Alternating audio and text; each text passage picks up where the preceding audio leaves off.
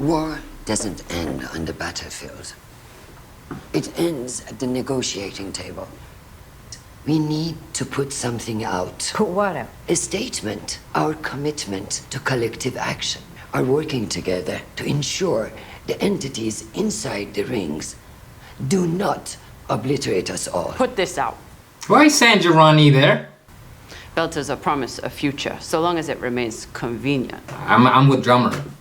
Like, they've been through enough. And every last Belter who took up arms against Inaros to help you. Mars will never accept Belter control of the ring. The belt will treat you with respect. Why is San Girani sitting there like she didn't disrespect Drummer in the previous episode? Why is your word enough for me and mine not enough Exactly. for you? Going around Call in him out, circles. Drummer. Inaros wasn't all wrong. They saw the future, and they weren't in it. That's what this has to fix. You agree with her? And if we can't find a way to trust each other at this point, I doubt we ever will. Holden's right. I agree with him, too. I agree with Drummer and Holden. It would have to be a unanimous choice of Earth, Mars, and the Belt, of course. A person above reproach. Holden? Holden's always been neutral. It's time for you to make history. Again. Yeah, I'm saying. I'm so happy that Holden got this position. I'm proud and humbled to accept this position as the first president I thought that of the was transport union. I thought that was Holden's own words. I insisted on a few conditions. One of them was that Kamina Drummer would be vice president. Very wise. My first official acts will define not only me, but the transport union itself. As president of the transport union, I resign. Spirit, I'm proud to introduce the new president of the Kamina transport Drummer? union, Kamina Drummer. I've been oh man, I'm so happy, y'all. Time. One at a time, please. One at a time. I will undo this. Don't. No, Please don't even Drummer try. deserves this position. Oh, James. I hope you're right. This is the first time I've seen Holden in a suit as well. And he's done right by Drummer. She deserves everything. That's a beautiful ship, yo. Sorry, I'll be gentle. I promise. She's in Alex's position now. You'd still have the original if you hadn't come visit me. And I always liked it, so... I never thought I'd see Innes take orders from a belter. You followed your conscience in the hope that others would follow theirs. It's more important to try to help people than to know that you did. You never know the effect you might have on someone. Hey, Philip dipped. However, maybe one moment of kindness gives them comfort or courage. Philip Nagata. That's what I like to see. And we still don't know what happened to that protomolecule sample. Sooner or later, we're gonna have to do it. Let's just think. It's on Laconia. And if we ever get a season 7, that Admiral's gonna be the season 7 bad guy.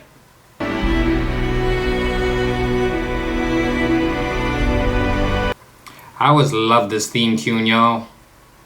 Like y'all don't see it, but I'm always humming the intro when it starts.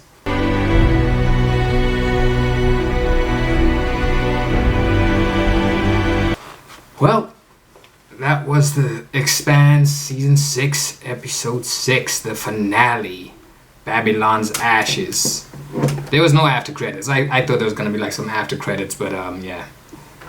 There's definitely got to be a Season 7. I hope that somewhere in the works they're working on Season 7, and like if it doesn't come out like next year, like maybe late December, next year would be a good time to release it. But we definitely need a Season 7 of the Expanse, because we still got that situation on Laconia that needs to be resolved, because Zan came back a whole zombie. He came back a whole zombie.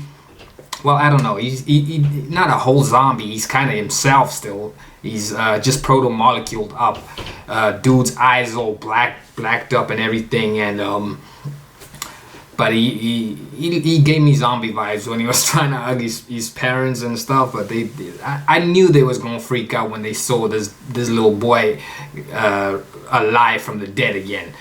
But yeah, I want to see where this goes, because he's got the vision. He's got the vision that Miller also had. Like, he could see everything in blue, and I think he's gonna look up to his sister as well, because his sister is doing everything to protect him, and like she did everything to bring him back. Like, if something does go down in season 7, I feel like if his sister's life is like in danger, he will go to extreme lengths to like do something, or like the proto-molecule somehow protect the kid, or the dogs will protect the kid somehow. I'm still curious to seeing what that ship is about that never got explained. It kind of did get explained, but I'm curious to seeing what's going on in space with that ship. That ship's just been hovering above Laconia for the longest time, and I can already tell who the season 7 bad guy would be. Surely they must be working on season 7, because that admiral guy who denied Marco, he was like, yo, your time's up, bro. I can't let you in, because if you come in, I'm gonna destroy you. Yeah, that guy. He denied Marco, and that Marco knew his back was against the wall that time. That's why he's like, all right, fine, I'll just go battle the Rocinante. I guess everything I did is, see, that's what I was trying to say. Like, this show's got me hyped, so I'm gonna be like waffling and mumbling a lot of some words, some things I'm trying to say. But with everything that's happening on Laconia, like, Marco was just focused on the war and trying to free the Belters and all that, but he went about it the wrong way. His mistake was rescuing Quartazar and taking the proto-molecule, but because of him, like, I know he negotiated with the Martians, like, because that was his bargaining chip, Quartazar and the proto-molecule. He thought nothing of it. But low-key, the Martians were kind of planning like their own little attack. Let me just switch this off here. Their own little, well, not their own little attack, but their own little sabotage. Because that dude said he was born on Mars originally, which makes him a Martian. Oh, interesting. I did say in the beginning of this episode, like, the Martians were always just kind of there. There wasn't never a big enemy from Mars. We've had our Earthling enemies, our Earth enemies, which was Jules Piamau. I forgot the other guy's name. The guy that worked with Jules Piamau that abducted May. He was from Earth, and then we had Marco.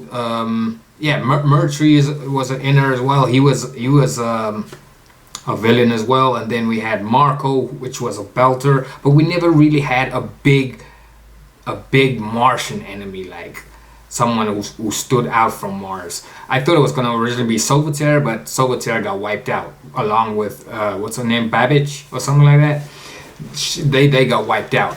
But something tells me if they do make a season 7, and I feel like they will make a season 7.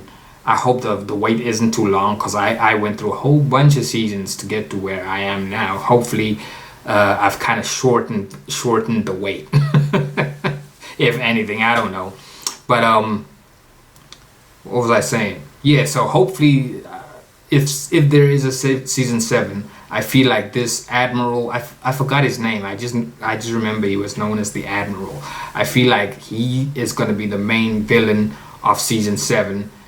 And he's a Martian. He's going to be the first Martian big villain in the next Expanse. And please make it 10 episodes, because I feel like 6 episodes was too short. But man, this was an emotional roller coaster. Like, with everyone passing the torch to each other and everything. Like, Naomi was like telling Amos, like, you used to call me boss and such, and now Clarissa sees you as that. Like, it was like Naomi almost passed the torch over to Amos now, saying like, you're me now. Like, Amos is Naomi and Clarissa is what Amos used to be.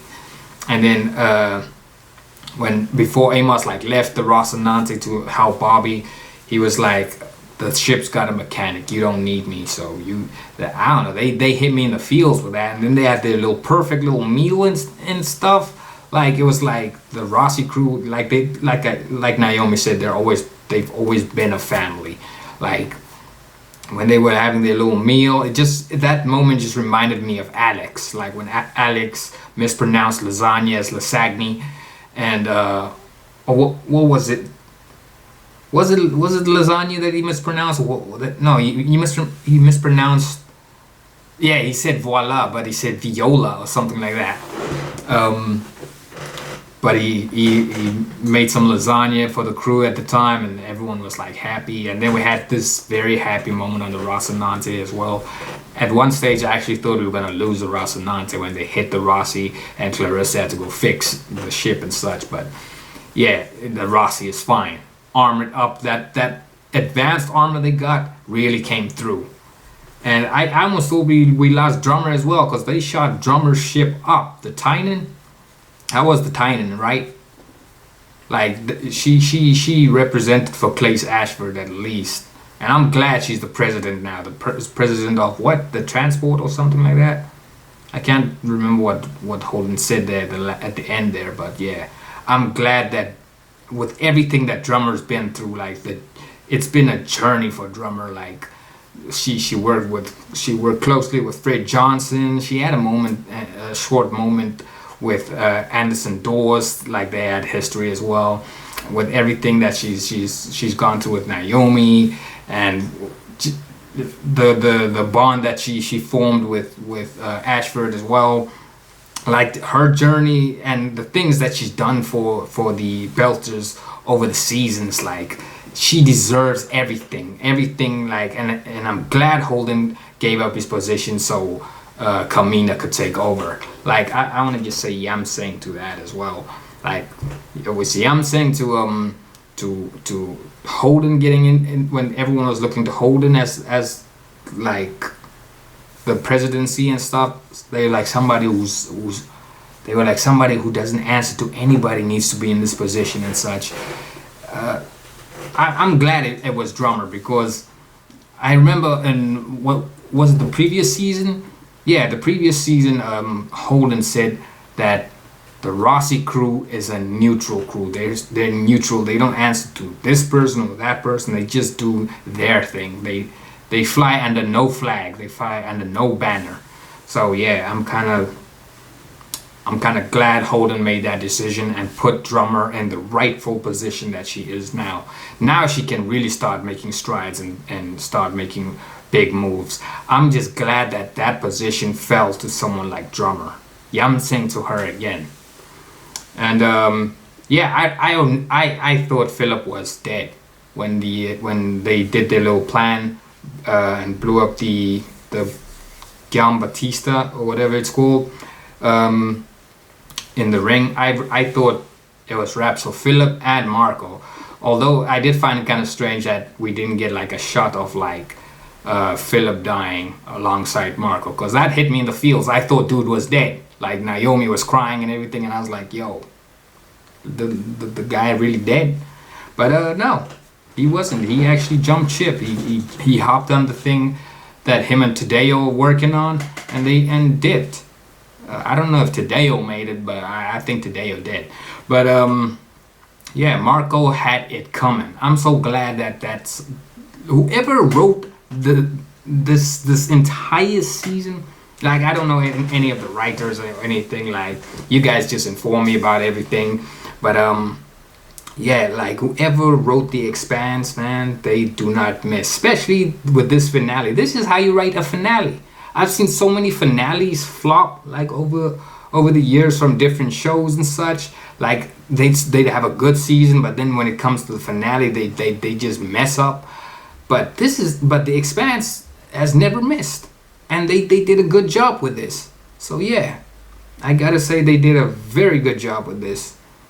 Like this was a great finale, and I'm hoping, man, please, guys, create a season 7. We need a season 7. Yeah, Philip changing his name to Nagata as well. He's Philip Nagata. He ain't Philip Inaros anymore. His mother's words finally stuck with him, and he made the right choice. He's paved his own way. He's like on his own journey now. He's not following in his father's footsteps no more. So hopefully we get to see him in season 7 as well. Just like, I don't know, cause yeah, he's kind of the replacement for Diogo, because Diogo was like, I don't know, he didn't know where he stood with the Belters, and that's kind of where Philip is at as well now. So yeah, I would like to see him back next season in a bigger position than Diogo though. But yeah. Oh yeah, I just wanted to say, treat the Belters equal. Like, I hope the Belters get treated equal now. Now the drummer's in this position that she's in. She's the president now. So hopefully Belters get treated equal. And Sanjirani should not be anywhere near drummer, because she disrespected my girl in the previous episode. So camera died on me there. But yeah, as I was saying, Sanjirani should not be in the same position as drummer. Like when she was sitting there with the council and everything, and Sanjirani was like giving her words out there as well. Like, no, you disrespect a drummer, so go on somewhere. We don't need you. But yeah, this was a great finale, y'all. And yeah, the Last Kingdom will be dropping as well. In the position of the Expanse now every Monday, so stay tuned for that. If you guys do not see it drop on a Monday, it will drop within the week somewhere, because sometimes like my schedules become out of control and I can't control like how things go. So yeah, hope you guys did enjoy this episode, and hopefully I'll see the Expanse family again. I really appreciate your support. Yamseng to all of y'all out there as well. I respect every one of your comments, and like we are our own Rocinante family in a way. Like, you guys are my Expanse family, and hopefully we can like embark on more journeys with other shows that we can react to. Hope you guys did enjoy this reaction. This was exciting. I thought, before I go, I thought Bobby and Amos were dead. Like, all them bullets firing at them. Like when Amos was breathing, like, ugh, I thought it was wrapped. I really thought that was it. But the Rocinante came through and saved them as well. But this has been an exciting journey. So yeah, I'm gonna miss the Expanse. I can't believe I'm on the final episode of the Expanse. But I hope you guys did enjoy this reaction. Hit the like button. Yamseng. And we are out. Bash, man.